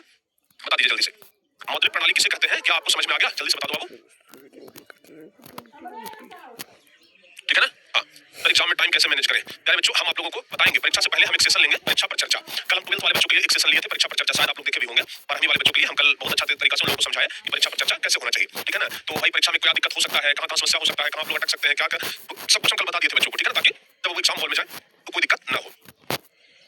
तो आप लोगों को भी बता देंगे परीक्षा से पहले कि टाइम मैनेज कैसे करें, ये सब कुछ बता देंगे। लेकिन उसके लिए अभी से आप लोग थोड़ा सा एक प्रयास जरूर करिएगा कि आप लोग सेट प्रैक्टिस करिएगा, ठीक है ना। दिन में बैठ करके एक सेट पूरा बनाने का प्रयास करिएगा, ठीक है बाबू, पूरा बनाने का प्रयास करिए। क्वेश्चन जितना परीक्षा में आता है सब्जेक्टिव ऑब्जेक्टिव, कोशिश करिए कि उतना ही क्वेश्चन हम घर पर बनाने का प्रयास करें। जैसे सोशल साइंस है तो सोशल साइंस में 2 घंटा 45 मिनट का समय मिलता है, तो 2 घंटा 45 मिनट आप एकदम बैठ जाइए और जितना क्वेश्चन परीक्षा में पूछता है उतना क्वेश्चन 2 घंटा 45 मिनट में बनाने का प्रयास करिए। कोई भी प्रीवियस ईयर का क्वेश्चन पेपर लेकर बनाने का प्रयास करिए। अगर बन जा रहा है तो समझिए कि टाइम मैनेजमेंट आपका सही है, अगर नहीं बन रहा है तो टाइम मैनेजमेंट करने का प्रयास करिए, टाइम मैनेजमेंट आपका गलत है। तो ये सब चीजों को आप लोग थोड़ा सा अभी सही प्रयास अच्छे तरीके से कर सकते हैं, ठीक है ना। ठीक है बाबू, समझ आ गया? चलिए आगे बढ़ते हैं। अगला नंबर क्वेश्चन क्या कह रहा है? एटीएम क्या है? बहुत आसान क्वेश्चन है, 11 नंबर क्वेश्चन। ये तो एकदम बहुत हल्का क्वेश्चन है, बहुत आसान क्वेश्चन है। कह रहा है कि एटीएम, प्यारे बच्चों, एटीएम तो सब लोग यूज किए होंगे, एटीएम तो सब लोग यूज किए होंगे, सब लोग के पास होगा, सबके घर में एटीएम होगा। किसे कहते हैं एटीएम? एटीएम किसे कहते हैं? एटीएम का फुल फॉर्म होता है क्या? देखो जरा यहाँ से, ऑटोमेटिक टेलर मशीन, मतलब अपने से पैसा निकालने वाला मशीन है कि नहीं है? एटीएम का मतलब होता है अपने से पैसा निकालने वाला मशीन, इसी को कहते हैं ऑटोमेटिक टेलर मशीन, ठीक है ना। तो एटीएम का अर्थ होता है स्वचालित teller machine, automatic teller machine. एक ऐसा मशीन जो 24 घंटे रुपए निकालने और जमा करने की सुविधा प्रदान करता है। एक ऐसा मशीन जो 24 घंटे रुपया जमा करने और रुपया निकालने की सुविधा प्रदान करता है, उसी को कहते हैं ऑटोमेटिक टेलर मशीन। ध्यान रखिएगा, एटीएम लगा रहता है, हम लोग को जब भी पैसा का जरूरत है जाते हैं निकाल लेते हैं, ठीक है ना। सर आप एटीएम जाते हैं, कहे भाई हम नहीं जाएंगे लेकिन बहुत दिन पर जाते हैं, ठीक है ना। हम जल्दी एटीएम में जाते नहीं, क्योंकि हमारा काम कैश से ज्यादा ऑनलाइन हो जाता है। किसी को पैसा देना हो तुरंत यूपीआई मार देते हैं, फोन पे से, गूगल पे से, ठीक है ना। किसी को भी पैसा देना हो तुरंत मार देते हैं। हमारे जेब में आपको नोट बहुत कम मिलेगा, हमारे जेब में 1 रुपया का सिक्का भी खोजिएगा तो आपको जल्दी नहीं मिलेगा, किसी को नहीं मिलेगा, ठीक है ना, क्योंकि हमारा सारा काम जो है वो यूपीआई के माध्यम से ही हो जाता है। चलिए आगे बढ़ते हैं बाबू। तो एटीएम का अर्थ होता है स्वचालित teller machine, automatic teller machine. एक ऐसा मशीन जो 24 घंटे रुपए निकालने और जमा करने की सुविधा देता है। एटीएम का आविष्कार जॉन सेफर्ड वार्नेस ने 1967 में किया था। कई बार ये पूछ देता है ऑब्जेक्टिव में भी, एटीएम का आविष्कार किसने किया? तो याद रखिएगा एटीएम का आविष्कार जॉन सेफर्ड वार्नेस ने कब किया था? 1967 में किया था, याद रखिएगा। बताओ यहाँ तक हो जाएगा याद? क्लियर? अरे बच्चों यहाँ तक क्लियर याद हो जाएगा? जल्दी से बता दीजिए सर नो। चलिए बहुत बढ़िया, अच्छे तरीके से इसको आप लोग याद कर लीजिएगा, ठीक है। हाँ जी आगे बढ़ते हैं। अगला नंबर क्वेश्चन क्या कर रहा है वो? 12 नंबर है। क्वेश्चन कर रहा है कि वस्तु विनिमय प्रणाली क्या है? क्वेश्चन कर रहा है वस्तु विनिमय प्रणाली किसे कहते हैं? बताइए भाई वस्तु विनिमय प्रणाली के बारे में। तो बाबू वस्तु विनिमय प्रणाली किसे कहते हैं? वस्तु से वस्तु का लेन देन होता है, उसी को कहते हैं वस्तु विनिमय प्रणाली। याद रहेगा, वस्तु से वस्तु का लेन देन होता है, उसी को कहते हैं वस्तु विनिमय प्रणाली। समझ में आ गया? वस्तु से वस्तु का लेन देन ही वस्तु विनिमय प्रणाली कहलाता है। तो लिखेंगे कि वस्तु विनिमय प्रणाली उस प्रणाली को कहा जाता है जिसमें एक वस्तु के बदले दूसरी वस्तु का आदान प्रदान होता है, ठीक है ना। एक वस्तु से दूसरी वस्तु का लेन देन, एक वस्तु से दूसरी वस्तु का जो आदान प्रदान होता है उसी को क्या कहते हैं? वस्तु विनिमय प्रणाली कहते हैं। उदाहरण के लिए जैसे गेहूं से चावल बदलते हैं तो एक वस्तु से दूसरा वस्तु बदलाया, सब्जी से कोई भी चीज दूसरा चीज बदल सकते हैं, जैसे ऑयल हो गया, जो तेल हो गया। तो एक वस्तु से दूसरी वस्तु को अगर हम अदला बदली करते हैं तो उसी को कहते हैं वस्तु विनिमय प्रणाली। याद रहेगा बाबू आप लोगों को? जल्दी से बताइए, हो जाएगा याद? तो वस्तु विनिमय प्रणाली क्या है याद कर लीजिएगा कि वस्तु से वस्तु का लेन देन करना ही क्या कहलाता है? वस्तु विनिमय प्रणाली कहलाता है। चलिए आगे बढ़ते हैं। अगला नंबर क्वेश्चन कह रहा है कि चेक और बैंक ड्राफ्ट में अंतर स्पष्ट करिए। चेक और बैंक ड्राफ्ट में अंतर, चेक किसे कहते हैं, बैंक ड्राफ्ट किसे कहते हैं, दोनों में का अंतर है? तो बाबू अंतर तो दोनों में बहुत थोड़ा सा है, दोनों एक तरीके का साख मुद्रा ही है, ठीक है ना। चेक भी एक प्रकार का साख मुद्रा है और बैंक ड्राफ्ट भी एक साख मुद्रा के ही अंतर्गत आता है। तो क्वेश्चन है कि चेक और बैंक ड्राफ्ट में अंतर बताइए कि चेक और बैंक ड्राफ्ट में क्या अंतर है। तो लिखेंगे, पहला तो लिखेंगे चेक। चेक क्या है बाबू? तो चेक एक ऐसा साख पत्र है जिसमें किसी बैंक में रुपया जमा करने वाला व्यक्ति बैंक को ये लिखित आदेश देता है कि उल्लिखित रकम उसमें उल्लिखित व्यक्ति को दे दी जाए। यानी कि जो चेक होता है, जैसे प्यारे बच्चों ये चेक है, ठीक है ना, तो चेक में यहाँ पर डेट भरा जाता है, यहाँ पर आपका साइन होता है और यहाँ पर रुपया लिखा जाता है और किस व्यक्ति को रुपया देना है ये यहाँ पर लिखा हुआ रहता है, ठीक है ना। तो हम लोग चेक भर करके दे देते हैं कि किस व्यक्ति को कितना रुपया देना है, ठीक है। तो चेक एक ऐसा साख पत्र है जिसमें किसी भी बैंक में रुपया जमा करने वाला व्यक्ति बैंक को ये लिखित आदेश देता है कि उल्लिखित रकम, यानी कि जो चेक में जो लिखा हुआ रकम है वो व्यक्ति को दे दी जाए। हालांकि बैंक ड्राफ्ट भी लगभग वैसा ही चीज है। बैंक ड्राफ्ट भी एक प्रकार का साख पत्र ही है जिसमें कोई भी बैंक अपनी शाखा अथवा अन्य बैंक को ये लिखित आदेश देता है कि उल्लिखित रकम उसमें उल्लिखित व्यक्ति को दे दी जाए, ठीक है ना। तो चेक हो चाहे बैंक ड्राफ्ट हो, ये दोनों साख मुद्रा का ही एक प्रकार है, ठीक है बाबू, साख मुद्रा का ही एक प्रकार है, ध्यान रखिएगा। तो चेक तो आप लोग देखे भी होंगे, बैंक ड्राफ्ट आप लोग नहीं देखे होंगे, लेकिन चेक तो सब लोग देखे हैं, ठीक है। एग्जाम हॉल में वाच लेकर जा सकते हैं? नहीं बाबू बिल्कुल नहीं। एग्जाम हॉल में कोई भी इलेक्ट्रॉनिक सामान लेकर आप नहीं जा सकते हैं और वाच एक इलेक्ट्रॉनिक सामान में ही आता है, तो आप बिल्कुल लेकर नहीं जा सकते हैं। परीक्षा हॉल में दीवार घड़ी लगा रहता है, आप वहां से टाइम देखिए, ठीक है ना। परीक्षा हॉल में दीवार घड़ी मिल जाएगा आप लोगों को, दीवार घड़ी वहां पर लगा हुआ रहता है, तो आप आराम से वहां से जाकर टाइम देखिए, आपको कोई समस्या नहीं होगा। लेकिन आप घर से वाच पहन करके नहीं जाइएगा, ठीक है ना, ठीक है बाबू, क्लियर। चलिए आगे बढ़ जाते हैं। अगला नंबर क्वेश्चन, 14 नंबर क्वेश्चन कह रहा है कि किसानों को साख अथवा ऋण की आवश्यकता क्यों होती है? बताओ बाबू 14 नंबर क्वेश्चन। जो किसान भाई हमारे होते हैं तो किसानों को ऋण की आवश्यकता क्यों होती है? किसान लोग हमेशा देखते होंगे कि कर्जा लेते हैं, तो उनको क्यों जरूरत पड़ता है कर्जा का? क्योंकि किसान के पास एक तो आमदनी काफी कम होता है, उनको खेती करना होता है, उनको खेत में कुछ चीजें लगाना है, तो हमेशा उनको जरूरत पड़ती रहता है। तो ध्यान रखिएगा किसानों को साख और ऋण की जरूरत क्यों होती है। तो लिखेंगे भारत के अधिकांश किसान गरीब है और उनकी आमदनी भी एकदम काफी कम है, ठीक है ना। भारत के जो अधिकांश किसान है वो गरीब है, आमदनी भी काफी कम है, और अगर आमदनी कम है तो उनको बीज के लिए, खाद के लिए, सिंचाई के लिए उनको पैसा की जरूरत तो पड़ेगा ना। तो वो बीज, खाद, सिंचाई इन सब चीजों के लिए ऋण की आवश्यकता, मतलब ऋण लेते हैं, यानी कि इन सब चीजों के लिए उन्हें ऋण की आवश्यकता होती है। तो क्वेश्चन कहता है किसानों को साख अथवा ऋण की आवश्यकता क्यों होती है। तो लिखिएगा किसानों को ऋण की आवश्यकता इसलिए होती है क्योंकि वह बीज, उर्वरक, सिंचाई इन सब चीजों का आसानी से उपयोग करें, ठीक है। किसी चीज का जरूरत होता है तभी ना कोई कर्जा लेता है, तो बिना जरूरत के क्यों लेगा? तो किसान लोग कर्जा क्यों लेते हैं? तो किसान को जरूरत होता है, किसान को जरूरत होता है बीज के लिए, उर्वरक के लिए, सिंचाई के लिए, मतलब ओवरऑल खेती करने के लिए उनको रुपयों की जरूरत होती है, ठीक है बाबू। हाँ ठीक है। केमिस्ट्री कमजोर है भैया। अब केमिस्ट्री में तो हम सब्जेक्टिव ऑब्जेक्टिव सब आपको कंप्लीट करवा दिए हैं, बताइए। केमिस्ट्री में तो कोई चीज नहीं है, लघु उतरिए, दीर्घ उतरिए, ऑब्जेक्टिव सब आपका कंप्लीट करवाए हुए हैं, एक एक क्वेश्चन बताए हुए हैं जो इंपॉर्टेंट है। चलिए अगला नंबर क्वेश्चन देख लेते हैं, 15 नंबर क्वेश्चन कह रहा है कि सहकारिता से आप क्या समझते हैं। बताओ अब क्वेश्चन कह रहा है 15 नंबर, सहकारिता क्या है? देखिए, जैसे महिलाओं में ग्रुप बनता है ना, समूह, महिलाओं में जो समूह होता है जिसको हम लोग कहते हैं स्वयं सहायता समूह, कहते हैं ना, तो महिलाओं में होता है स्वयं सहायता समूह, वैसे ही पुरुषों में प्यारे बच्चों होता है सहकारिता। सहकारिता का मतलब होता है मिलजुल करके कार्य करना। सहकारिता का मतलब होता है मिलजुल करके कार्य करना। तो लिखेंगे कि सहकारिता का अर्थ होता है एक साथ मिलजुल करके कार्य करना, अर्थात जब दो या दो से अधिक व्यक्ति स्वेच्छापूर्वक आर्थिक हितों की वृद्धि के लिए मिलजुल कर कार्य करते हैं तो उसे क्या कहते हैं? सहकारिता कहते हैं। याद रखिएगा, सहकारिता का मतलब होता है मिलजुल करके काम करना, यानी कि जब व्यक्ति आर्थिक हितों की वृद्धि के लिए, मतलब सबका उसमें विकास हो, इसके लिए अगर मिलजुल करके काम करते हैं तो उसी को क्या कहते हैं? सहकारिता कहते हैं। भारत में इसका शुरुआत हुआ था 1904 ईस्वी में। सहकारिता का शुरुआत भारत में कब हुआ था? 1904 ईस्वी में। सहकारिता साख समिति द्वारा हुई, जिसके अनुसार गांव या नगर में कोई भी 10 व्यक्ति, जैसे महिलाएं 10 लोग मिलकर के और एक समूह का निर्माण करती है, जिसको स्वयं सहायता समूह कहते हैं। गांव में देखते होंगे कि समूह बना रहता है। अभी सरकार जो है इलेक्शन के टाइम में स्वयं सहायता समूह वाली सभी महिलाओं को 10,000 रुपए भी दी है। तो स्वयं सहायता समूह जैसे होता है, उसी प्रकार से गांव में नगर में सभी पुरुष आपस में मिलकर के 8-10 पुरुष आपस में मिलकर के एक समूह बनाते हैं, उसको हम क्या कहते हैं? सहकारी साख समिति कहते हैं। तो पहले बच्चे क्वेश्चन यही है कि सहकारी साख समिति क्या है, तो बस आराम से लिखिएगा। सहकारिता का अर्थ होता है एक साथ मिलजुल करके कार्य करना, यानी कि गांव नगर के पुरुष जब लगभग 10 पुरुष एक साथ मिलकर के एक समिति बनाते हैं, एक समूह का निर्माण करते हैं, तो उसी को हम लोग कहते हैं स्वयं सहायता समूह। ठीक है बाबू, इतना आप लोग ध्यान रखिएगा। चलिए बाकी आगे बढ़ते हैं। अगला नंबर क्वेश्चन क्या कह रहा है? सूक्ष्म वित्त योजना क्या है? अगला क्वेश्चन बाबू जल्दी से आप लोग देख लीजिए। अगला क्वेश्चन क्या कह रहा है? अगला क्वेश्चन क्या कह रहा है? सूक्ष्म वित्त योजना क्या है? क्वेश्चन अगला है 16 नंबर, सूक्ष्म वित्त योजना को परिभाषित करें। या कि सूक्ष्म वित्त योजना किसे कहते हैं? नाम है सूक्ष्म वित्त योजना। तो देखो बाबू, लिखेंगे हम लोग कि वह योजना जिसके तहत स्वयं सहायता समूह के माध्यम से गरीबों को छोटे स्तर पर ऋण उपलब्ध कराया जाता है, उसी को हम लोग कहते हैं सूक्ष्म वित्त योजना। ठीक है ना? तो स्वयं सहायता समूह, महिलाओं का जो समूह होता है उसी को कहते हैं स्वयं सहायता समूह। तो देखते हैं ना कि महिलाएं जब समूह में जुड़ी हुई रहती है, उनको अगर छोटा मोटा ऋण का जरूरत होता है तो वो समूह से ही उठा लेती है, समूह से ही पैसा उठा लेती है ना जब जरूरत पड़ता है तो उसी को कहते हैं, उसी को क्या कहते हैं? सूक्ष्म वित्त योजना कहते हैं। तो लिखेंगे वह योजना जिसके तहत स्वयं सहायता समूह के माध्यम से गरीबों को छोटे स्तर पर ऋण उपलब्ध कराया जाता है, उसी को क्या कहते हैं? सूक्ष्म वित्त योजना कहते हैं। याद रहेगा? बताओ बाबू, याद हो जाएगा? हाँ बिल्कुल याद कर लीजिएगा। तो अगर आपसे पूछा जाए कि सूक्ष्म वित्त योजना क्या है तो बहुत अच्छे तरीके से आप लोग जवाब बता दीजिएगा। क्लियर है? चलिए, तो सूक्ष्म वित्त योजना किसे कहते हैं ये आप लोगों से हो जाएगा। स्वयं सहायता समूह यानी कि जो महिलाओं वाला समूह होता है ना, वहां से ही अगर छोटे स्तर पर ऋण उठा लिया जाए, ऋण उपलब्ध हो जाए, तो उसी को हम लोग सूक्ष्म वित्त योजना कहते हैं। बताओ समझ में आ गया? समझ में आ गया? समूह तो आप लोग जानते करते होंगे, आपकी मम्मी भी समूह में जुड़ी होंगी, हैं? आपकी मम्मी समूह में जुड़ा है ना? गांव में हर एक महिला समूह के साथ जुड़ चुकी है। और अभी तो जब इलेक्शन के टाइम में 10,000 रुपया मिलने का बारी आया तो जो नहीं जुड़ा था वो भी सब जुड़ गया, सब इस बार समूह में जुड़ गया ताकि 10,000 रुपया सबको मिले। है कि नहीं बाबू? चलिए बहुत बढ़िया। सर टोटल कितना क्वेश्चन है? अरे पढ़ते जा रहे हैं, जितना भी क्वेश्चन पढ़ सकते हैं उतना पढ़ेंगे। हम लोग अब क्वेश्चन के अनुसार पढ़ाई थोड़ी करेंगे, जितना देर मन है उसके अनुसार पढ़ाई करेंगे। क्वेश्चन तो 2 को हम लेकर आ सकते हैं, क्वेश्चन 10 को भी लेकर आ सकते हैं, क्वेश्चन 50 भी लेकर आ सकते हैं। क्वेश्चन तो हमारे पास बहुत सारा है, मन के ऊपर निर्भर है कितना देर बच्चों को पढ़ने का मन कर रहा है। कम से कम तो 1.5-2 घंटा तो पढ़ेंगे ही ना। अगर 1.5-2 घंटा भी ना पढ़े तो 1 घंटा एग्जाम के टाइम में थोड़ा ना सिर्फ विद करने के लिए आएंगे, हैं? सिर्फ फॉर्मेलिटी के लिए नहीं आएंगे। तो इसलिए मन जब तक करे तब तक पढ़ते रहिए। चलिए ये क्वेश्चन हो गया। अगला क्वेश्चन देखते हैं। अगला क्वेश्चन क्या कर रहा है? 17 नंबर क्वेश्चन है, कोर बैंकिंग प्रणाली से आपका क्या तात्पर्य है? कोर बैंकिंग प्रणाली, जीविका दीदी, हाँ जीविका दीदी उनको कहते हैं ना, ये जो स्वयं सहायता समूह के बारे में बताया, इनको क्या कहा जाता है? जीविका दीदी कहा जाता है। सही बात है। चलो बाबू देखो ये वाला 17 नंबर क्वेश्चन कह रहा है कि कोर बैंकिंग प्रणाली से आपका अभिप्राय क्या है? कोर बैंकिंग प्रणाली से आपका क्या मतलब है? क्वेश्चन कह रहा है कोर बैंकिंग प्रणाली के बारे में बताइए। तो कोर बैंकिंग प्रणाली के बारे में क्या बताएंगे बाबू? कोर बैंकिंग प्रणाली देखो आजकल क्या होता है कि अगर मान लिया जाए आपके गांव में कोई स्टेट बैंक है, जरा समझिए ध्यान से क्या समझाना चाह रहे हैं। आपके गांव का जो स्टेट बैंक है, ठीक है ना, जैसे देखिए यहाँ पर एसबीआई एक बैंक है, एसबीआई ये आपके गांव में है प्यारे बच्चे, ठीक है, गांव में है। और एक दूसरा एसबीआई बैंक जो है, एक दूसरा एसबीआई बैंक जो है वो पटना में है, ठीक है ना, ठीक है। और एक और बैंक है बीच में, ध्यान से सुन लीजिए, एक और बैंक है एसबीआई, ठीक है, ये मान लेते हैं ये दिल्ली में है। ये कहाँ है? दिल्ली में है। अब प्यारे बच्चों ध्यान से सुनना आप लोग, यह जो बैंक है, ठीक है ना, यह जो आपके गांव का बैंक है, यह इस बैंक के साथ कनेक्टेड है, और ये वाला जो बैंक है इस बैंक के साथ कनेक्टेड है। और सब क्या चीज के जरिए कनेक्टेड होता है? तो ध्यान रखिएगा, इंटरनेट के जरिए। आज इंटरनेट पे सब कुछ अवेलेबल है, इंटरनेट से सब कनेक्टेड होता है। तो सब बैंक जो है ना वो एक दूसरे के साथ इंटरनेट के जरिए जुड़ा हुआ रहता है। सारा बैंक जो है ना वो इंटरनेट से जुड़ा हुआ रहता है। कहीं से जैसे एटीएम से आप पैसा निकालते हैं तो तुरंत बैंक में सूचना चला जाता है, किसके जरिए? इंटरनेट के जरिए सूचना चला जाता है, ठीक है ना। तो आज क्या है बाबू कि बैंक का जितना भी शाखा है, बैंक का जितना भी ब्रांच है, सब इंटरनेट के जरिए एक दूसरे से जुड़ा हुआ है, ठीक है ना। बैंक का जितना भी शाखा है सब एक दूसरे से इंटरनेट के जरिए जुड़ा हुआ है। इसी को हम लोग कहते हैं कोर बैंकिंग प्रणाली, यानी कि बैंक की जितनी भी शाखा है, ठीक है ना, बैंक की जितनी भी शाखा है सब एक दूसरे से इंटरनेट के माध्यम से जुड़ा हुआ है, उसी को हम लोग कहते हैं कोर बैंकिंग प्रणाली। तो लिखेंगे कि बैंक के सभी शाखाओं को इंटरनेट के माध्यम से एक दूसरे से जोड़ दिया जाता है, इस व्यवस्था को क्या कहते हैं? कोर बैंकिंग प्रणाली कहते हैं। समझ में आया बाबू? बताओ जल्दी से, कोर बैंकिंग प्रणाली समझ में आ गया आप सभी लोगों को? जल्दी से बताइए, कॉन्सेप्ट क्लियर हुआ? कॉन्सेप्ट क्लियर हुआ? बताइए कोर बैंकिंग प्रणाली किसे कहते हैं? कॉन्सेप्ट क्लियर हो गया? फटाफट से बताओ कोर बैंकिंग प्रणाली किसे कहते हैं? क्या आप लोगों को यह समझ में आ गया? चलिए बहुत बढ़िया। कोर बैंकिंग किसे कहते हैं ये आप लोगों को अगर समझ में आ गया हो तो बहुत अच्छी बात है। चलिए तो आगे बढ़ जाए अब, आगे बढ़ जाए अब। चलिए आगे बढ़ते हैं। अगला नंबर क्वेश्चन, क्वेश्चन क्या कर रहा है? वित्तीय संस्थाओं का क्या कार्य है? बताओ बाबू। वित्तीय संस्था बोले तो बैंक, ठीक है ना। वित्तीय संस्था मतलब क्या होता है? बैंक होता है। तो बैंक का क्या कार्य होता है? क्वेश्चन आपसे यही पूछ रहा है ना कि बैंक का कार्य क्या होता है, तो उसी को क्वेश्चन में कन्वर्ट किया है कि वित्तीय संस्था का क्या कार्य होता है, यानी कि वित्तीय संस्था मतलब बैंक होता है। तो लिखेंगे बैंक का क्या कार्य, तो लिखेंगे कि वित्तीय संस्था का मुख्य कार्य निम्नलिखित है। पहला, जमा राशि को स्वीकार करना, यानी कि जो वित्तीय संस्था है, जो बैंक है, सबसे पहला काम उसका है जमा राशि, मतलब जमा, हम लोग पैसा जमा करने जाते हैं ना बैंक में, तो पहला बैंक का काम क्या है? जमा राशि को स्वीकार करना, कितना भी पैसा जमा करें वो उसको जमा कर लेगा। दूसरा है, अगर हमको कर्जा का जरूरत पड़ेगा तो हम बैंक से जाकर के कर्जा भी ले सकते हैं, यानी कि ऋण प्रदान करना। अगर हमको जरूरत पड़ेगा तो हम बैंक से जाकर के कर्जा ले सकते हैं, यानी कि ऋण प्रदान करना। ध्यान रखिएगा। तो दूसरा क्या होगा बाबू? ऋण प्रदान करना।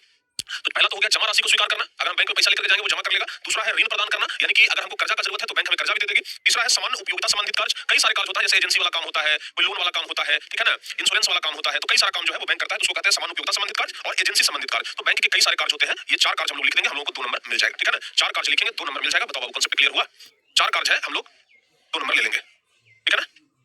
बताओ बाबू, चलिए बहुत बढ़िया, आगे बढ़ जाते हैं। अगला नंबर क्वेश्चन 19वां नंबर क्वेश्चन है, आधारभूत संरचना किसे कहते हैं? बताओ बाबू, आधारभूत संरचना। देखो किसी भी देश के विकास में सड़क, बिजली, पानी, इन सब चीजों का बड़ा महत्व होता है, ठीक है ना। तो ध्यान रखिएगा, कोई भी देश तभी विकास करेगा, कोई भी देश तभी विकास करेगा जब वहां वित्त बढ़िया हो, ऊर्जा बढ़िया हो, संचार का बढ़िया व्यवस्था हो, जब शिक्षा बढ़िया व्यवस्था हो, नागरिक सेवा जैसे हॉस्पिटल हो गया, सड़क हो गया, ठीक है ना, ये सब अगर बढ़िया हो तो कोई भी देश जल्दी विकास करेगा। तो अगर आधारभूत संरचना बढ़िया हो तो कोई देश जल्दी विकास करता है, आधारभूत संरचना गड़बड़ हो तो कहते हैं कि देश विकास नहीं करेगा। तो आधारभूत संरचना का मतलब उन सुविधाओं से है या उन सेवाओं से है जो देश के आर्थिक विकास की अवस्था में होते हैं। कोई भी देश का जो विकास करवाता है, कोई भी देश का जो विकास करवाता है उसी को हम लोग कहते हैं आधारभूत संरचना। याद रहेगा बाबू? हाँ, किसी भी देश का विकास आधारभूत संरचना पर ही निर्भर करता है। तो कह रहा है कि आधारभूत संरचना किसे कहते हैं, तो खूब बढ़िया से लिख लेंगे, आधारभूत संरचना से तात्पर्य उन सुविधाओं और सेवाओं से है जो देश के आर्थिक विकास में आर्थिक विकास की अवस्था होता है, जैसे वित्त, ऊर्जा, संचार, शिक्षा, नागरिक सेवा, ये सब प्यारे बच्चों ध्यान रखिएगा, आधारभूत संरचना के ही अंग है। ठीक है, समझ में आ गया आप लोगों को? चलिए क्लियर बाबू? सर 18 क्वेश्चन में प्रॉब्लम है, फिर से समझा दीजिए। 18 नंबर क्वेश्चन क्या कह रहा है? वित्तीय संस्थाओं का कार्य। बाबू वित्तीय संस्था कहने का मतलब होता है बैंक का कार्य, ठीक है ना, बैंक का कार्य। अब आपके पास बैंक है, आपके घर के अगल बगल में बैंक है ना, तो बैंक में कौन कौन सा काम होता है? पैसा जमा करने वाला काम होता है, बैंक हमें कर्जा भी देता है, अगर हम मोटरसाइकिल खरीदते हैं तो बैंक ईएमआई भी दे देता है, यानी कि लोन भी दे देता है, एजेंसी वाला भी काम बैंक कर लेता है, तो ये सब बैंक का कार्य है। तो भाई बैंक का कार्य पूछ रहा है तो वही तो लिखा है कि जमा राशि करना, ऋण प्रदान यानी कि कर्जा देना, सामान्य उपयोगिता संबंधित कार्य मतलब वही लोन वाला कार्य, और फिर एजेंसी संबंधित कार्य, तो ये सब काम हो गया। तो यही तो है बाबू वित्तीय संस्था का कार्य, बैंक का कार्य, एकदम आसान तो है, ठीक है ना, ध्यान रखिएगा। आगे बढ़ते हैं 20वां नंबर क्वेश्चन, कह रहा है कि निजीकरण से आप क्या समझते हैं? बताओ भाई, क्वेश्चन कर रहा है कि निजीकरण, इसी को कहते हैं बाबू प्राइवेटाइजेशन। आप लोगों को हम बताए थे हमेशा कि एलपीजी मतलब एल से होता है लिबरलाइजेशन मतलब उदारीकरण, पी से होता है प्राइवेटाइजेशन मतलब निजीकरण, और जी से होता है ग्लोबलाइजेशन मतलब वैश्वीकरण। तो बाबू यहाँ कर रहा है कि निजीकरण किसे कहते हैं? बताइए।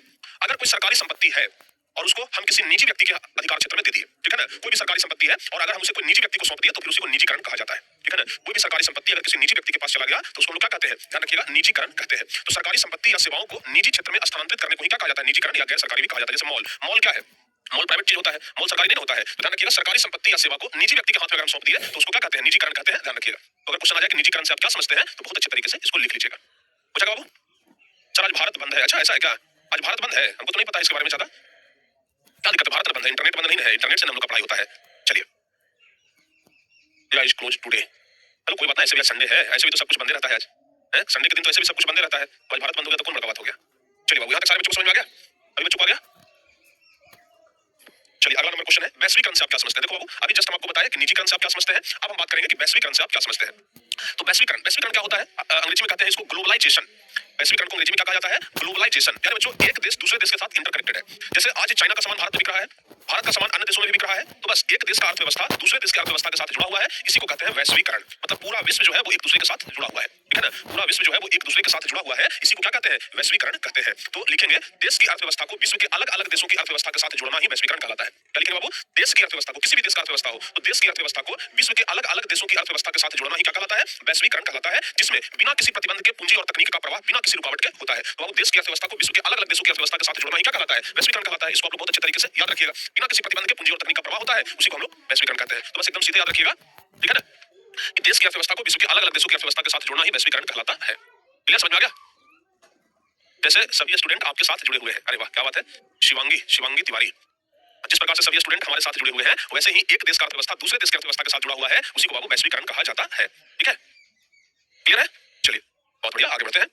केमिस्ट्री का ऑब्जेक्टिव नहीं हुआ है कोई ना, आज हम लोग देख लेंगे सामने, चिंता नहीं करिए।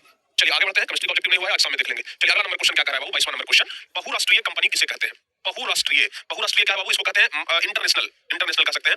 वो ऐसा कंपनी जिसका ब्रांच एक से अधिक देशों में है, ठीक है ना। जैसे हम सैमसंग की बात करते हैं तो सैमसंग मोबाइल जो है वो क्या सिर्फ भारत में है? नहीं, सैमसंग मोबाइल अलग अलग देशों में फैला हुआ है, टाटा अलग अलग देशों में फैला हुआ है, फोर्ड मोटर्स अलग अलग देशों में फैला हुआ है, कोका कोला अलग अलग देशों में फैला हुआ है कि नहीं है? एप्पल, जिसको लोग आईफोन बोलते हैं, तो एप्पल कंपनी अलग अलग देशों में फैला हुआ है। तो याद रखिएगा, वो ऐसा कंपनी जिसकी शाखा एक से अधिक देशों में है, उसी को बहुराष्ट्रीय कंपनी कहते हैं।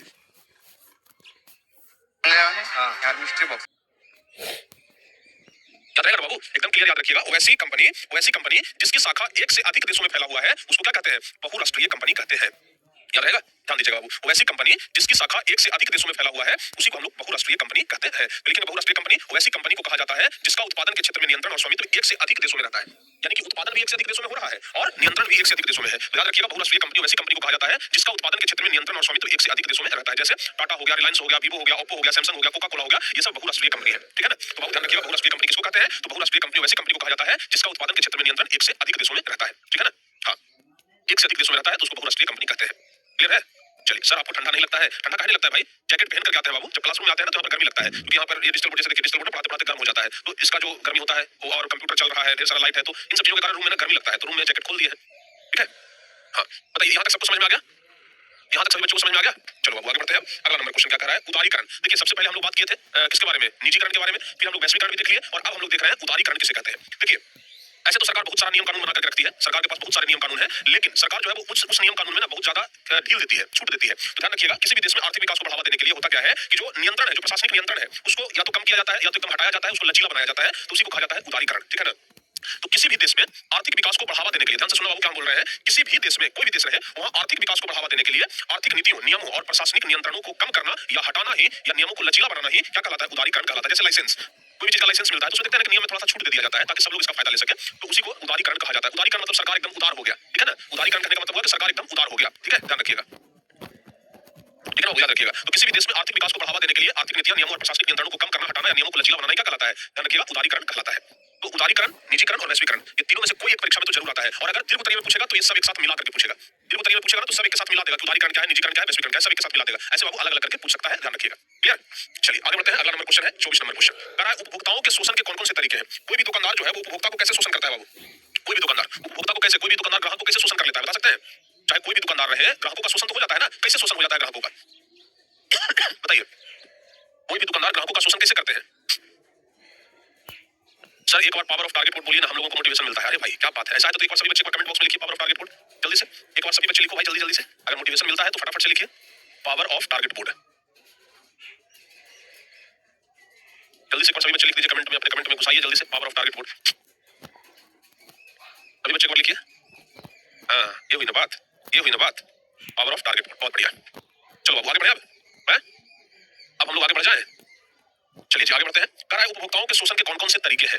क्वेश्चन कर रहा है उपभोक्ताओं के शोषण के कौन कौन से तरीके हैं, कैसे कैसे करके उपभोक्ताओं को यानी ग्राहकों को शोषण किया जाता है। सबसे पहले उपभोक्ताओं के शोषण करने के तरीके, पहला, एक वस्तु खरीदने पर एक वस्तु मुफ्त, बोलते हैं ना बाई वन गेट वन, इसी को बोला जाता है by one get one, by one get one.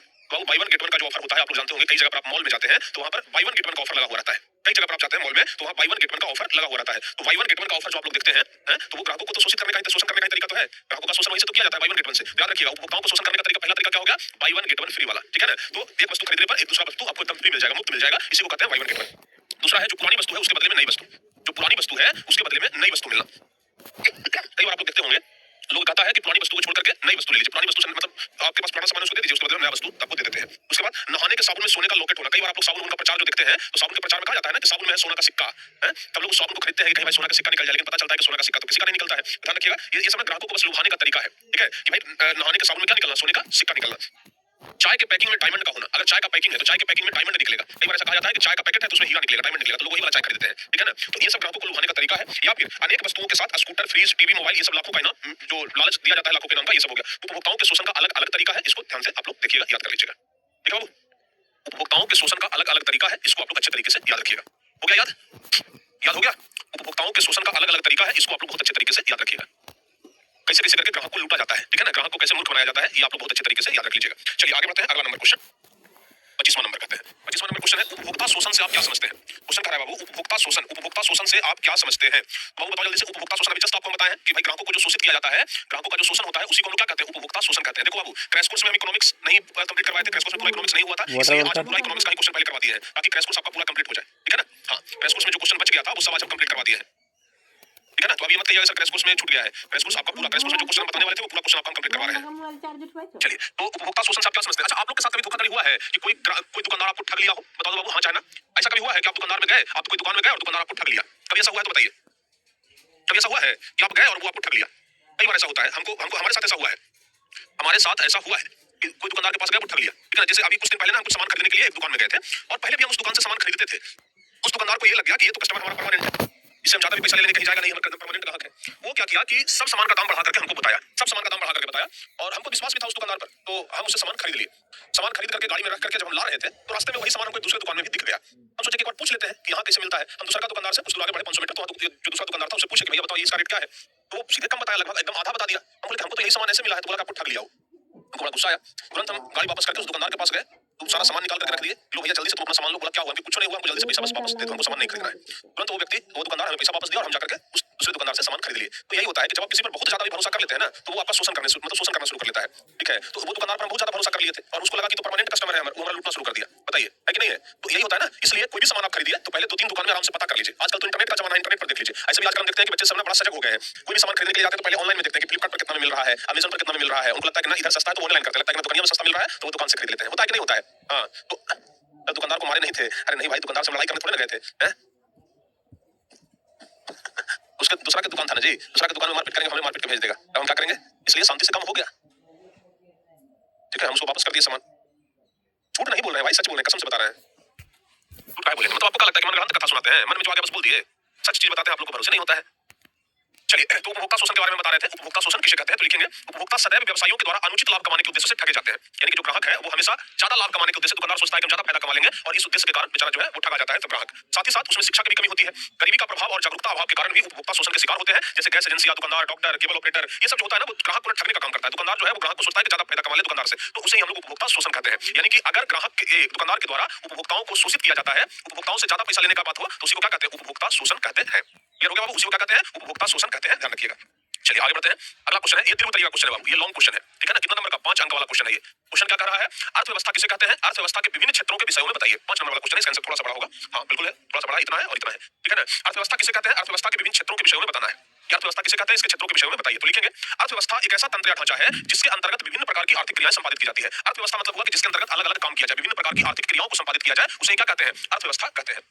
ठीक है ना? तो अर्थव्यवस्था एक ऐसा तंत्र या ढांचा है जिसके अंतर्गत विभिन्न प्रकार की आर्थिक क्रियाएं संपादित की जाती है। जैसे कृषि हो गया, उद्योग हो गया, व्यापार हो गया, बैंकिंग हो गया, बीमा, परिवहन, संचार, ये सब अलग अलग कार्य है जिसकी वजह से लोगों को पैसा मिलता है। तो अर्थव्यवस्था एक ऐसा तंत्र या ढांचा है जिसके अंतर्गत विभिन्न प्रकार की आर्थिक क्रियाएं सम्मिलित की जाती है। ये न केवल वस्तुओं और सेवाओं को संपादित करती है बल्कि रोजगार के नया अवसर भी प्रदान करती है ताकि वो अपनी आवश्यकताओं की पूर्ति कर सके। यानी कि अर्थव्यवस्था के कारण पैसा तो आता ही है, रोजगार भी दूसरे लोगों को मिलता है। और अर्थव्यवस्था को कितने भागों में बांटा गया है? ध्यान रखिएगा, अर्थव्यवस्था को कुल 3 क्षेत्रों में बांटा गया है। पहला हो गया प्राथमिक क्षेत्र। प्राथमिक क्षेत्र को प्यारे बच्चे आपको कई बार बता चुके हैं। प्राथमिक क्षेत्र को कृषि क्षेत्र भी कहा जाता है, बताया है ना? द्वितीय क्षेत्र को उद्योग क्षेत्र भी कहा जाता है और तृतीय क्षेत्र को सेवा क्षेत्र भी कहा जाता है। कई बार आपको बता चुके हैं। तो प्राथमिक क्षेत्र, तो लिखेंगे प्राथमिक क्षेत्र को कृषि क्षेत्र भी कहा जाता है। इसके अंतर्गत कृषि, पशुपालन, मछली पालन, जंगलों से वस्तुओं को प्राप्त करना जैसे व्यवसाय आते हैं। तो याद रखिएगा प्राथमिक क्षेत्र में क्या क्या हो गया? प्राथमिक क्षेत्र में कृषि क्षेत्र हो गया और कृषि काल में पशुपालन भी आता है, मत्स्य पालन भी आता है, ये सब कृषि क्षेत्र में ही आ जाता है। तो प्राथमिक क्षेत्र के बारे में आप लोग ध्यान रखिएगा कि प्राथमिक क्षेत्र को कृषि क्षेत्र कहा जाता है। दूसरा होता है बाबू द्वितीय क्षेत्र। दूसरा क्या होता है? द्वितीय क्षेत्र। ये द्वितीय क्षेत्र क्या है? तो याद रखिएगा द्वितीय क्षेत्र को औद्योगिक क्षेत्र भी कहा जाता है। द्वितीय क्षेत्र को औद्योगिक क्षेत्र भी कहते हैं और इसके अंतर्गत खनिज, व्यवसाय, निर्माण कार्य, यानी कि जो भी काम औद्योगिक होता है, फैक्ट्री सब में जो होने वाला काम है, ये सब औद्योगिक क्षेत्र कहलाता है। और तीसरा हो गया तृतीय क्षेत्र। तो तृतीय क्षेत्र को सेवा क्षेत्र भी कहा जाता है। इसके अंतर्गत बैंक और बीमा, परिवहन, संचार, व्यापार, ये सब क्रियाएं सम्मिलित होती है। ये क्रियाएं प्राथमिक और द्वितीय क्षेत्रों की क्रियाओं को सहायता प्रदान करती है। तो बाबू प्राथमिक क्षेत्र में कृषि क्षेत्र, द्वितीय क्षेत्र में औद्योगिक क्षेत्र और तृतीय क्षेत्र में सेवा क्षेत्र। ये आप लोग बहुत अच्छे तरीके से याद रखिएगा। बोलो बाबू, याद रहेगा? याद रहेगा? फटाफट से बताइए, बताइए सभी बच्चे, फटाफट से बता दीजिए। क्या यहाँ तक आप सभी बच्चों को याद हो जाएगा? क्या लिख रहे हैं? याद? हाँ, अरे याद करने का जरूरत क्या है, सब तो यहीं पर याद करवा दे रहे हैं। इतना बढ़िया से समझाने के बाद भी अगर बाद में याद करना पड़े तो फिर तो दिक्कत है। इतना बढ़िया से सब समझा दे रहे हैं पहले, अभी सब याद हो जाएगा आपको। ठीक है ना? तो आपको प्राथमिक, द्वितीय और तृतीय, कई बार ऑब्जेक्टिव में भी आ जाता है ये क्वेश्चन कि प्राथमिक क्षेत्र को कौन सा क्षेत्र कहते हैं? तो याद रखिएगा कृषि क्षेत्र कहते हैं। तो क्वेश्चन उलट करके भी पूछ सकता है कि जो कृषि होता है वो किस अर्थव्यवस्था के क्षेत्र में आता है? तो प्राथमिक क्षेत्र बताइएगा। द्वितीय क्षेत्र में कौन सा क्षेत्र आता है? तो औद्योगिक क्षेत्र। तृतीय में कौन सा आता है? सेवा क्षेत्र। तो सब आप लोग बता दीजिएगा। चलिए आगे बढ़ते हैं। अगला क्वेश्चन क्या कह रहा है? अगला क्वेश्चन क्या कह रहा है? अगला क्वेश्चन क्या कह रहा है? ये क्वेश्चन थोड़ा सा और बड़ा है। बिहार के आर्थिक पिछड़ेपन के क्या कारण है और बिहार के पिछड़ेपन दूर करने के उपाय? आखिर बिहार हमारा गरीब क्यों बना हुआ है? बताओ बाबू, बिहार के आर्थिक पिछड़ेपन के क्या कारण है और बिहार में से अगर आर्थिक पिछड़ेपन को दूर करना है, बिहार में से गरीबी को दूर करना है तो इसका क्या उपाय है? तो लिखेंगे हम लोग कि सबसे पहला तो तेजी से बढ़ती हुई जनसंख्या। ये सिर्फ बिहार का ही दिक्कत नहीं है, ये पूरे विश्व का दिक्कत है। पूरे भारत में हम बात करें तो पूरे भारत का दिक्कत है। बिहार में जनसंख्या के कारण विकास के साधन कम होते जा रहे हैं, जनसंख्या का भरण पोषण बड़ा मुश्किल होते जा रहा है। ठीक है ना? तो बिहार में जनसंख्या के कारण विकास का काम बहुत धीमे हो गया है, ये बात आप लोग ध्यान रखिएगा। तो जनसंख्या जितना ज्यादा बढ़ेगा गरीबी उतना ही ज्यादा बढ़ेगा, इसलिए जनसंख्या पर नियंत्रण सबसे पहला जरूरी चीज है।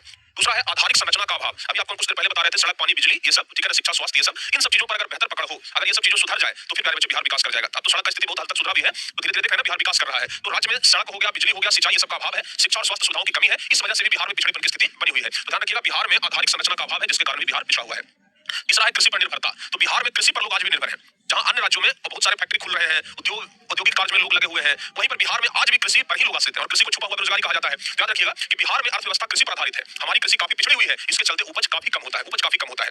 चौथा है बाबू बाढ़ सुखाड़ में क्षति। आपको पता है कि बिहार में एक तरफ बाढ़ तो बिहार में दूसरी तरफ सुखाड़ का समस्या बना रहता है कि नहीं है? उत्तरी बिहार में हमेशा बाढ़ तो दक्षिण बिहार में हमेशा सुखाड़।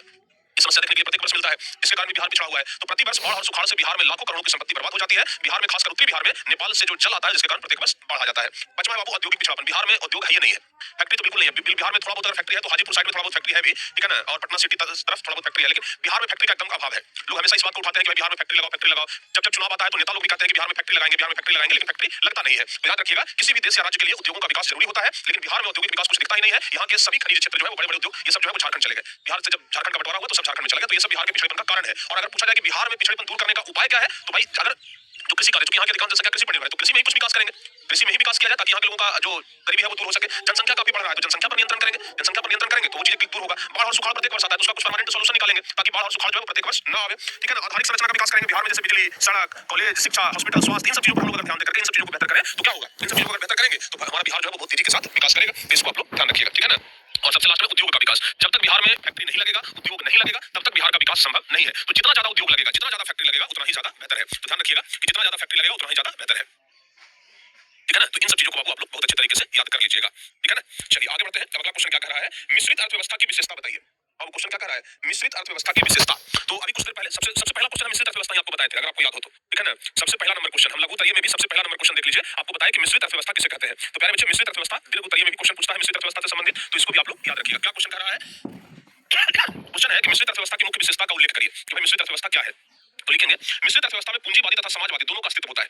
मिश्रित अर्थव्यवस्था में पूंजीवादी भी और समाजवादी दोनों का मिक्सचर होता है, मिश्रण होता है।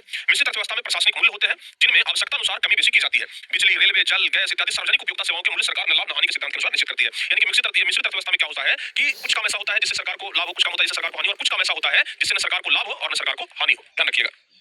इस प्रकार मिश्रित अर्थव्यवस्था में पूंजीवादी और समाजवादी दोनों के प्रमुख गुण देखने के लिए मिलते हैं। भारत जैसे देशों में मिश्रित अर्थव्यवस्था अपनाई जाती है। तो ये सब चीजें आप लोग एकदम याद रखिएगा, ठीक है ना। चलिए मिश्रित अर्थव्यवस्था समझ गए। अब अगला क्वेश्चन क्या कर रहा है? आर्थिक विकास क्या है? ये भी दीर्घ उत्तरीय का बहुत इंपॉर्टेंट क्वेश्चन है। आर्थिक विकास क्या है? आर्थिक विकास और आर्थिक वृद्धि में अंतर बताइए। बहुत इंपॉर्टेंट क्वेश्चन है बाबू, बहुत इंपॉर्टेंट क्वेश्चन है कि आर्थिक विकास और आर्थिक वृद्धि में अंतर बताइए, ठीक है ना। तो आर्थिक विकास किसे कहते हैं बताओ जल्दी से। आर्थिक विकास, इकोनॉमिकल डेवलपमेंट। केमिस्ट्री का ऑब्जेक्टिव नहीं हुआ है। अच्छा, केमिस्ट्री का ऑब्जेक्टिव कितना दिन से नहीं हुआ है भाई? हुआ है कि नहीं हुआ है पहले तो ये बता दीजिए, यस और नो करके बताओ। केमिस्ट्री का ऑब्जेक्टिव हुआ है कि नहीं हुआ है, जल्दी से बताइए। अगर नहीं तो फिर आज शाम में हम फिजिक्स और केमिस्ट्री का ही क्वेश्चन करवाते हैं, ठीक है ना। आज शाम में हम फिजिक्स और केमिस्ट्री का ही क्वेश्चन करवाने का प्रयास नहीं हुआ है, तो चलो आज शाम में हम केमिस्ट्री का ऑब्जेक्टिव करवाते हैं। पूरा किताब, सब केमिस्ट्री संपूर्ण किताब का ना प्रैक्टिस में एक बार करवा देते हैं। केमिस्ट्री संपूर्ण किताब का प्रैक्टिस एक क्लास में हम करवाते हैं, आपको पूरा याद हो जाएगा। एक क्लास में पूरा केमिस्ट्री का ऑब्जेक्टिव हम लोग देख लेंगे, ठीक है भाई, समझ गए? नहीं हुआ फिजिक्स भी हुआ है, बायोलॉजी भी हुआ है, तो बायोलॉजी तो कुछ दिन पहले ही कराया है। केमिस्ट्री नहीं हुआ है, आज शाम में हम केमिस्ट्री ही करवाते हैं और पूरा क्वेश्चन करवाते हैं शुरू से लेकर अंत तक पूरा। चलिए आज शाम में तैयार रहिएगा। चलिए फिलहाल ये बात देखते हैं हम लोग। आर्थिक विकास क्या है? आर्थिक विकास और आर्थिक वृद्धि में अंतर पूछ रहा है। भाई आर्थिक विकास और आर्थिक वृद्धि में अंतर बताइए। तो क्या लिखेंगे बाबू? आर्थिक विकास का अर्थ होता है किसी देश या क्षेत्र में जीवन स्तर में सुधार। आर्थिक विकास का मतलब होता है कोई भी देश है वहाँ जीवन स्तर में अगर सुधार है, उत्पादन क्षमता में अगर वृद्धि है और अर्थव्यवस्था की संरचना में सकारात्मक और दीर्घकालिक परिवर्तन, ये क्या कहलाता है? आर्थिक विकास कहलाता है। आर्थिक विकास का मुख्य उद्देश्य अर्थव्यवस्था के समस्त क्षेत्र में उत्पादकता का ऊंचा स्तर प्राप्त करना होता है। इसके लिए विकास प्रक्रिया को बहुत तेज करना पड़ता है। तो ध्यान रखिएगा, आर्थिक विकास मतलब होता है आर्थिक रूप से तरक्की करना, आर्थिक रूप से विकास करना, ठीक है ना। तो और दूसरा क्वेश्चन क्या कर रहा है? आर्थिक विकास और आर्थिक वृद्धि में अंतर। तो लिखेंगे आर्थिक विकास और आर्थिक वृद्धि में क्या अंतर है। सबसे पहला बाबू आर्थिक विकास। तो आर्थिक विकास जो है वो विकासशील देशों के विकास से संबंधित है। यानी कि जो विकासशील देश है, अपने फोन में ऐसे बोरिंग वॉलपेपर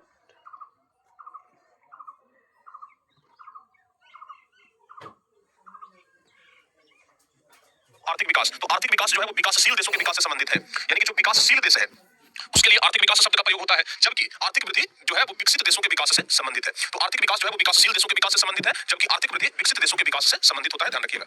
दूसरा है प्यारे बच्चों, आर्थिक विकास में आकस्मिक तथा रुक रुक कर परिवर्तन आते हैं। ध्यान रखिएगा, जो आर्थिक विकास है, जो आर्थिक विकास है उसमें आकस्मिक और रुक रुक करके, क्योंकि देखिए जो विकासशील देश है उसमें क्या होता है, कभी विकास हुआ, कभी विकास नहीं हुआ, कभी ज्यादा हुआ, कभी कम हुआ, ये सब होता है ना। तो बाबू आर्थिक विकास में आकस्मिक तथा रुक रुक कर परिवर्तन आते हैं, जबकि आर्थिक वृद्धि लगातार होता है और दीर्घकालिक रूप से स्थिर रहता है। तीसरा, आर्थिक वृद्धि के अंतर्गत उत्पादकता में वृद्धि होती है, जबकि आर्थिक विकास के अंतर्गत उत्पादकता में वृद्धि के साथ साथ तकनीकी और संस्थागत परिवर्तन भी होता है। तो ये क्वेश्चन एकदम इंपॉर्टेंट है।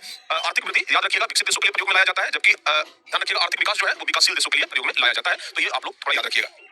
अगला क्वेश्चन क्या कह रहा है? अगला क्वेश्चन है, हाँ देखो बाबू, राष्ट्रीय आय का अर्थ बताइए और इसकी गणना की प्रमुख विधि की चर्चा करिए। ये दीर्घ उत्तरीय का एक बड़ा इंपॉर्टेंट क्वेश्चन बनता है। क्वेश्चन कह रहा है कि राष्ट्रीय आय का अर्थ बताइए। राष्ट्रीय आय किसे कहते हैं? राष्ट्रीय आय के बारे में पूछ रहा है कि बताइए राष्ट्रीय आय किसे कहते हैं, ठीक है ना। आज यहीं तक बता करके छोड़ देंगे, परेशान मत होइए। आज 30 क्वेश्चन हो गया, 30 क्वेश्चन हो गया, इसमें लगभग 6-7 क्वेश्चन हम दीर्घ उत्तरीय का बता दिए हैं, ये सब बता करके छोड़ देंगे, ठीक है ना। हाँ चलिए, अच्छा बाकी आप लोग ब्रह्मास्त्र बुक से तैयारी कर रहे हैं कि नहीं कर रहे हैं?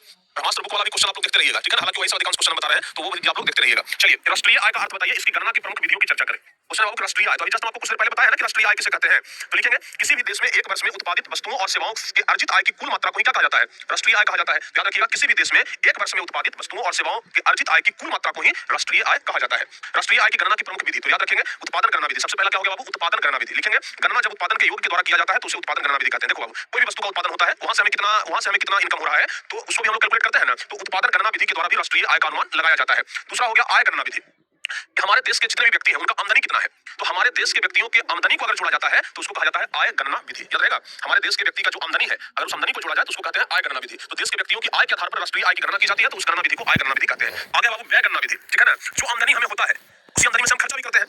अगर भाई आमदनी ज्यादा है तो खर्चा भी ज्यादा है, आमदनी कम है तो खर्चा भी कम है। कोई व्यक्ति खूब खर्चा कर रहा है और कहेगा कि हम कम कमाते हैं, तो ऐसा संभव है नहीं ना। अगर कोई सरकार से आमदनी छुपा ले, ठीक है, खर्चा तो नहीं छुपा पाएगा, तो सरकार कभी कभी ना खर्चा देखती है कि भैया तुम खर्चा कितना कर रहे हो। अगर तुम आमदनी हमसे छुपा रहे हो, अगर आमदनी कम बता रहे हो तो तुम्हारा खर्चा भी कम होना चाहिए। आमदनी कम बता रहे हो लेकिन खर्चा खूब दम दे रहे हो, तो भाई समझने तो फ्रॉड कर रहा है, ठीक है ना। तो इसलिए ध्यान रखिएगा कि जो प्राप्त की गई आय है, यानी कि व्यक्तियों के अपने उपभोग के लिए व्यय के माप से किया जाता है, तो राष्ट्रीय आय कहते हैं। यानी कि व्यय, यानी कि खर्चा को जोड़ करके जो हिसाब किताब निकाला जाता है उसको कहते हैं व्यय गणना विधि। और तीसरा है मूल्य योग विधि।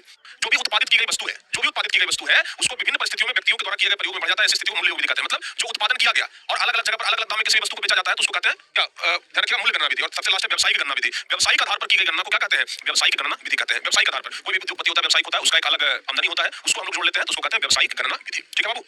चलिए, तो आज हम आप लोगों को बहुत सारा क्वेश्चन बता दिए, 1 2 3 4 5 क्वेश्चन बताए आज। दिल उतरिएगा। चलो बाबू, आज हम लोग लघु उत्तरीय प्रश्न भी देखे हैं, ठीक है ना।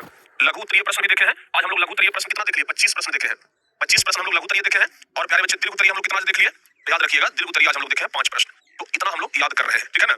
सोच लो, इतना हम लोग अभी याद कर लिए, तो आज टोटल आज हम आपको इतना बता दिए, ठीक है।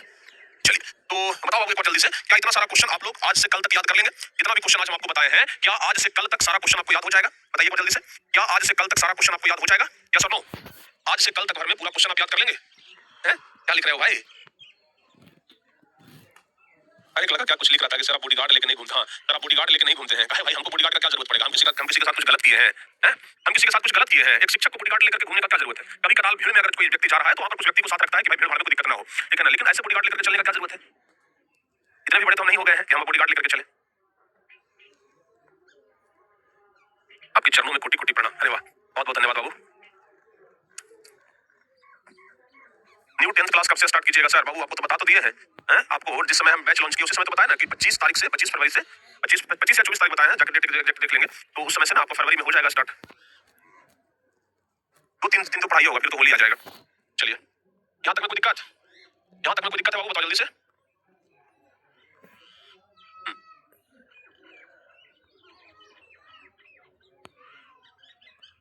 अरे वाह, एक लड़के जो है ना बहुत बढ़िया शायरी लिखे हैं कि मत कर तमन्ना किसी को पाने की। बहुत बढ़िया, थैंक यू शिवम। लिखे हैं कि मत कर तमन्ना किसी को पाने की, बड़ी बेदर्द निगाहें हैं इस जमाने की। तू खुद को बना इतना काबिल कि लोग तमन्ना करें तुमको पाने की। सही बात है, अपने आप को इतना काबिल बनाइए कि लोग आपको पाने की तमन्ना करें, ठीक है ना। इतना काबिल तो कम से कम अपने आप को बना ही लीजिए। चलिए बाबू, बहुत बढ़िया। तो यहाँ तक में आप किसी भी बच्चे को कोई दिक्कत तो नहीं है। अब आप लोग क्या करिए, सुन लीजिए, आप लोग को बताते हैं। अभी से लेकर के शाम तक का समय आपके पास है। दोपहर में कम से कम एक सेट प्यारे बच्चे आप लोग जरूर बनाइए, ठीक है ना। आप लोग हम बता रहे हैं दोपहर के टाइम में आप ना किसी भी सब्जेक्ट का कम से कम एक सेट आप लोग जरूर बना लीजिए। एक सेट कम से कम। अगर आप हिंदी या संस्कृत का एक सेट बना रहे हैं, चाहे मैथ का एक सेट बना रहे हैं, तो आपके पास टोटल समय कितना होगा, ध्यान रखिएगा, 3 घंटा 15 मिनट। 3 घंटा 15 मिनट समय निकालिए, बैठिए, प्रीवियस ईयर का कोई भी क्वेश्चन उठाइए और उसको बना लीजिए, ठीक है ना। अगर आप साइंस सोशल साइंस कर रहे हैं तो साइंस और सोशल साइंस के लिए आपके पास 2 घंटा 45 मिनट का टाइम होता है। अगर अभी से आप लोग ये सेट प्रैक्टिस करेंगे ना तो परीक्षा में आपका टाइम मैनेजमेंट बहुत बढ़िया हो जाएगा। अभी से अगर सेट प्रैक्टिस करेंगे तो परीक्षा में टाइम मैनेजमेंट बहुत बढ़िया होगा। लेकिन अगर सेट प्रैक्टिस आप नहीं करेंगे तो फिर वही परीक्षा में टाइम मैनेजमेंट का बहुत बड़ा दिक्कत आएगा। आप कहेंगे कि सर समय कम मिला, क्वेश्चन छूट गया, क्वेश्चन लिखते लिखते सर टाइम हो गया, इस प्रकार का चीजें सुनने के लिए मिलेगा। तो इसलिए अभी से ही कम से कम आप लोग सेट प्रैक्टिस जरूर करिए, ठीक है ना। हर एक दिन, अभी से 15 दिन बचा है, हर एक दिन प्यारे बच्चों आप एक सेट जरूर बनाइए, हर एक दिन एक सेट बनाइए ताकि आप लोगों को फायदा हो इसका, ठीक है ना। हर एक दिन एक सेट बनाइए ताकि इसका बहुत जबरदस्त फायदा हो, ठीक है, क्लियर।